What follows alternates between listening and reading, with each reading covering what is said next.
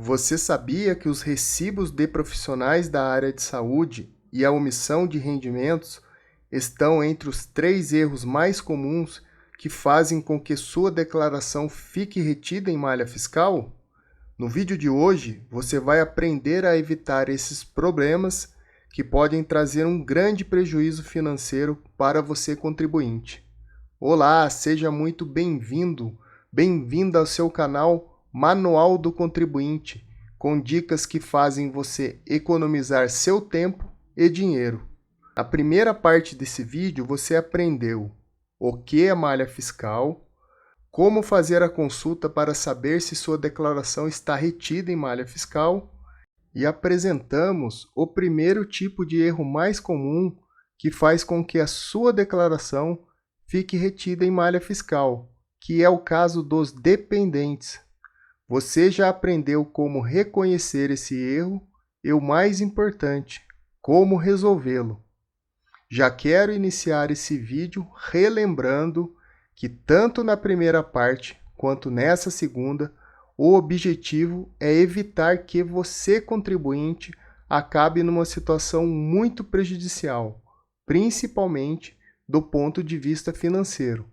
Por isso, mostramos na primeira etapa como fazer o acompanhamento da sua declaração de imposto de renda após o envio, com a finalidade de evitar a notificação de lançamento, pois, a partir dela, é bem provável que as consequências sejam bem mais onerosas e difíceis de reverter, a não ser que você se enquadre num daqueles casos onde você possui todos os documentos para comprovar o que a notificação está pedindo. Muitas pessoas retificam sua declaração sem necessidade, tentando fazer com que ela saia da malha fiscal. Lembre-se que a malha fiscal só será um problema quando você não puder comprovar as informações que declarou. Um exemplo: pessoas que possuem muitos dependentes tendem a ficar com sua declaração retida na malha fiscal. Isso não quer dizer que essa declaração esteja errada ou necessite ser retificada. É o caso apenas de aguardar o momento oportuno para apresentar documentos que comprovem as informações contidas em sua declaração.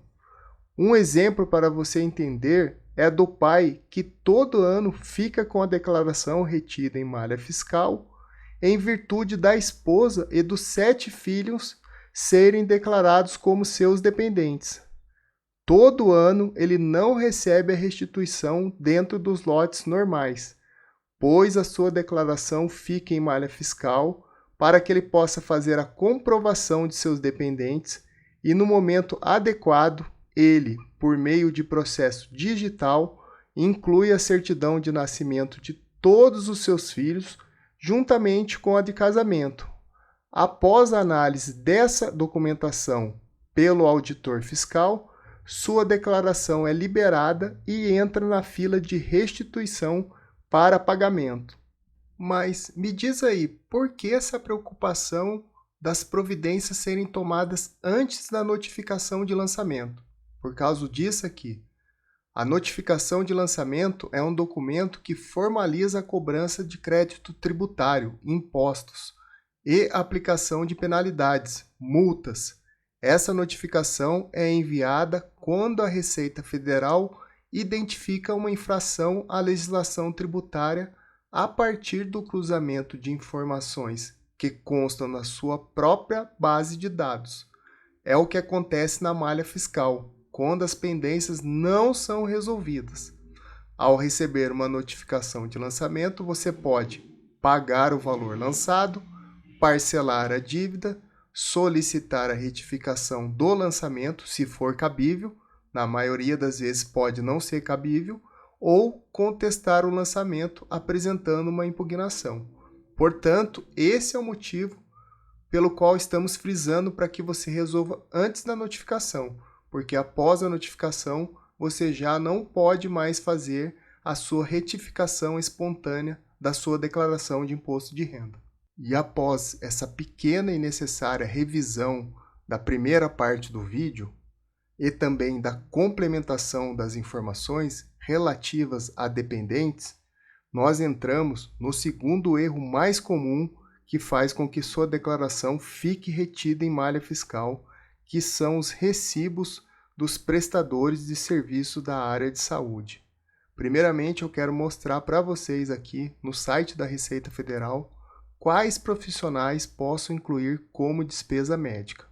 Diz aqui o seguinte: são dedutíveis as despesas com saúde do próprio contribuinte e dos dependentes, sem limite de valor, pagas a médicos, dentistas, psicólogos, fisioterapeutas, terapeutas ocupacionais, fonoaudiólogos ou hospitais. Por outro lado, não são dedutíveis as despesas com outros profissionais como nutricionistas, enfermeiros, assistentes sociais e instrumentadores cirúrgicos, a não ser que sejam incluídos na conta hospitalar. E agora que você já sabe as despesas de quais profissionais da área de saúde podem ser dedutíveis e as que não podem ser dedutíveis para fins de imposto de renda, eu quero fazer um grande alerta, porque eu tenho visto pessoas pagarem valores altíssimos em virtude de glosa por parte do auditor fiscal dos recibos com as despesas de profissionais da área de saúde. Ou seja, a glosa é o não reconhecimento dos recibos quando da análise de entrega de documentos que comprovem esses gastos.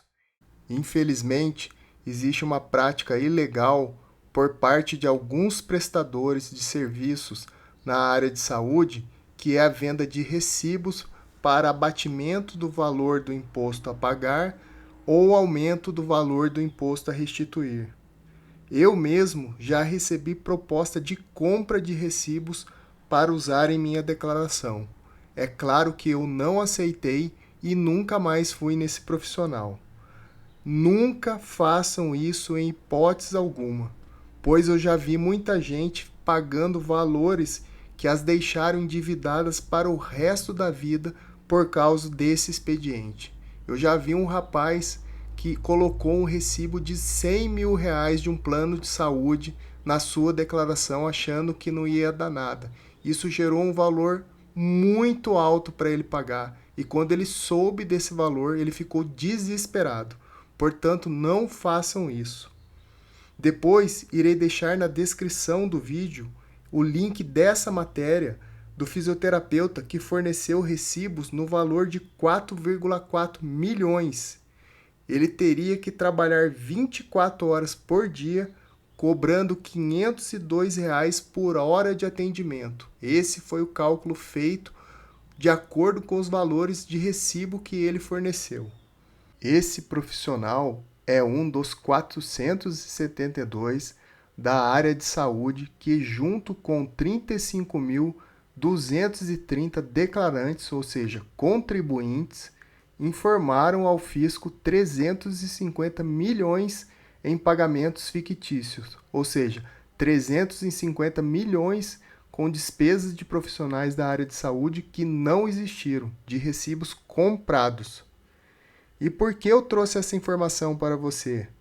Porque além dos recibos, tem sido comum por parte da autoridade fiscal, em caso de dúvidas ou gastos de valores consideráveis, a solicitação da comprovação do efetivo pagamento com essas despesas. E como fazer essa comprovação? Ela pode ser feita por meio de comprovantes de transferência bancária, comprovantes de transferência por meio de Pix, pela fatura do seu cartão de crédito, por cheque, algo que já está meio desuso atualmente. E por último, temos aqueles casos em que o contribuinte alega ter pago em espécie. Basta que ele apresente o extrato bancário com os respectivos saques na data da prestação do serviço ou pouco anterior a ela. E o que acontece com quem comprou os recibos, lógico, e não vai conseguir fazer a comprovação desses gastos? Aqueles valores, como já dito anteriormente, serão glosados, ou seja, rejeitados pelo auditor fiscal, e além de não conseguir o abatimento desejado, você pagará juros e multas sobre ele. Para você entender melhor o tamanho do problema, vamos imaginar uma situação. Fulano comprou recibos de um médico, psicólogo, fisioterapeuta, dentista e um terapeuta ocupacional. O montante de todos esses recibos juntos lhe daria um abatimento de imposto no valor de R$ 10.000. Pelo fato do valor dos recibos serem altos, sua declaração fica retida em malha fiscal e ele não acompanha. O que vai acontecer? Primeiro, ele receberá uma comunicação da Receita avisando que sua declaração está com problemas. Caso não tome nenhuma atitude, ele será notificado e terá que apresentar os comprovantes dos pagamentos efetivos dessas despesas. E é aqui que voltamos àquele alerta. Não espere ser notificado para resolver essa situação, pois a partir do recebimento da notificação, não é mais possível fazer a retificação da sua declaração. Você terá que comprovar efetivamente os gastos com essas despesas.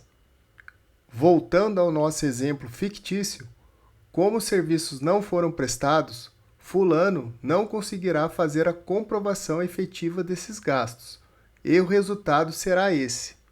Dos R$ 10.000 que ele iria abater inicialmente, agora ele vai pagar esses R$ 10.000, mais a multa de ofício, que na maioria das vezes é de 75% do valor do imposto a pagar, ou seja, aqui já teríamos R$ 17.500, acrescido ainda dos juros de mora. Resumindo, no total ele iria pagar pelo menos 2 vezes mais e, dependendo do prazo para resolver a situação, poderia chegar a 3 vezes mais o que devia inicialmente. Pesado, não é mesmo? Outras dicas importantes que eu quero deixar para você. A primeira, esteja sempre com seu endereço atualizado na Receita Federal, pois todas as notificações, intimações e comunicados serão enviados para sua casa, para sua residência, a não ser que você tenha optado pelo domicílio tributário eletrônico. Nesse último caso, você receberá qualquer comunicação na sua caixa postal dentro do ECAC. A segunda é, sempre que você receber uma notificação e não for contestá-la, opte por pagar ou parcelar em até 30 dias do recebimento, pois assim você terá 50% de desconto na multa de ofício se pagar à vista e 40% se parcelar. E para você, meu amigo e minha amiga que chegou até aqui, vamos ao terceiro erro mais comum que faz com que sua declaração fique retida em malha fiscal. Mas antes disso, eu quero pedir um grande favor. Se você estiver gostando desse conteúdo e de tudo que aprendeu, tanto na primeira parte quanto nessa segunda parte, não se esqueça de curtir esse vídeo, se inscrever no canal e acionar o sininho das notificações para ser informado de novos conteúdos. E também, é claro, se possível, compartilhar essas informações para que mais pessoas possam resolver seus problemas com o Fisco Federal, sempre da maneira mais fácil, rápida e econômica possível. Posso contar com sua ajuda? Muito obrigado! Deixa eu te entregar um bônus aqui que não foi combinado, para que você saiba o tamanho do problema que pode ser a sua declaração ficar retida em malha fiscal. Caso o auditor fiscal, na análise da sua declaração, ele perceba que você agiu de má fé ou com dolo, fez coisas que não são permitidas em lei, ele pode rever os últimos 5 anos, ou seja, as últimas 5 declarações suas, e pode fazer toda a cobrança que ele achar necessária, tanto de documento como depois de multas e juros, por você ter praticado condutas que não são legais. Então, tome muito cuidado com essa situação, não faça nada de errado e sempre responda no prazo e tente se antecipar à notificação de lançamento. E agora sim, vamos ao terceiro erro mais comum que faz com que sua declaração fique retida em malha fiscal, que é a omissão de rendimentos. Isso ocorre quando você, contribuinte, deixa de declarar algum rendimento seu ou de seus dependentes em sua declaração anual de imposto de renda. Para que você possa entender melhor, vou citar alguns exemplos. O contribuinte que declara seu cônjuge como dependente, mas não inclui seus rendimentos. Não é proibido fazer declaração conjunta, mas você precisa colocar também quanto seu marido ou sua esposa recebeu. E quando isso acontece, geralmente o imposto a pagar fica maior ou o imposto a restituir diminui, pois com a soma de rendimentos do casal, é bem provável que haja um aumento da alíquota do imposto a pagar, a não ser que você tenha uma quantidade de recibos dedutíveis no CPF do seu cônjuge. Portanto, a dica de ouro é a seguinte: faça uma simulação, incluindo e depois excluindo esse dependente, para saber qual a opção mais benéfica para você. Outro caso muito comum é do filho que ainda pode ser dependente e já tem um estágio remunerado ou um emprego. Aqui, o raciocínio é o mesmo. Faça uma simulação para ver se compensa incluí-lo em sua declaração. As pessoas que possuem mais de uma fonte pagadora e são obrigadas a declarar, cuidado para não esquecer de incluir algum rendimento de alguma dessas fontes pagadoras. Quem recebeu a ação judicial também deve fazer a declaração desses valores, para não ficar com sua declaração retida em malha fiscal por omissão de rendimentos. Resumindo para você guardar e nunca mais esquecer, quando colocar um dependente em sua declaração de imposto de renda, não se esqueça de incluir seus rendimentos. Combinado? E assim chegamos ao final da parte 2 desse vídeo. Espero que essas informações sejam úteis e possam ajudar na solução da malha fiscal da sua declaração. Conta pra gente nos comentários o que você achou desse vídeo e não se esqueça de deixar suas dúvidas, que assim que puder responderemos com o maior prazer. Em nosso próximo encontro, falaremos sobre certidão negativa de débito. Até a próxima e um forte abraço.